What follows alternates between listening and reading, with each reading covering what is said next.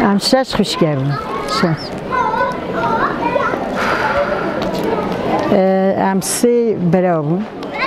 برام یه سال حدودی کات شهید کردن کافر کشت نه دبرود مهنه شش خوش کردم نه پنج خوش کردم نه پنجاج نه ام چند سه چهار ما یکی بوده چه رحمه خودی ام گلاجی خمداره ام گلاجی یعنی برکتنه گلاجی ام برکتنه یعنی گرجه عین نهان دا بو چوب نه هکایی بو کش ریکی بو کش یعنی فکری چلی هات چهار سری و هر سی شهید بوده هر سی جهات چون سورنی جنازیان هاتن یعنی ام گلاجی خمدارن ام گلاجی یعنی برای آن کتنه ام گلاجی یعنی نرحتن یعنی دیگه پریشان آد زارکی توی چیا شهید بون کار کچک بخویجه ها بکار که ده شهید بون همان چهار کچک یعنی یک اولی اسیج بیکاره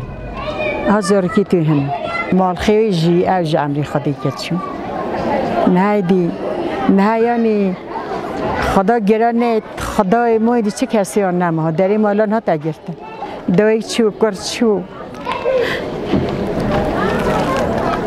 نه چه کسی آن نمه یعنی کچکه که اولیه بکن خالتا خواه حلی رده سی کچکی بیکار هنه مجادله خود دست لی نهی لپشت مال خیج عمری خودی کرده این مجادله خواه کرد حتی دهنی شهید بوشی مجادله حتی دهنی جاب هم مجادله قد دست مجادله خو نهیل ها آری والله اوه چند ساله مجادله ها عین وقت وکم زانه آری والله مجادله گلد مجادله جلدی بو ساغلم بو یعنی خواهی نبود خدا بختی خواهی نقلپین حتی جان فداتی جا چند شهید نه داده شهید مخوش ها شهید بین عین ویری داد چون دهنی جا حتی دهنی جی بو که شهید نه مجادله روزی که پیشینگی از کشکر حساس و از وانید مینم جمع آخر گفته چند خشکم از مزانیت نساخه همش گاری خدای کشکر حساس از خسته خانه دم از درکن شکر از باشم گفته از اینا باغچه دامد باش بود چند روز جدی ولی لالمه خدای روز جدی پاشته جوابی بومد آن دویج مجادله شد بود جلمیر کی آن مخزن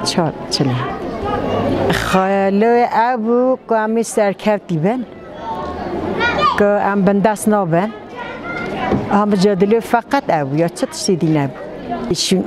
جهوی داد چی بن رابن هابن ها این دیم جادله بیتکرن این مجادله ده بیتکرن این ام جادله اب پیچو ما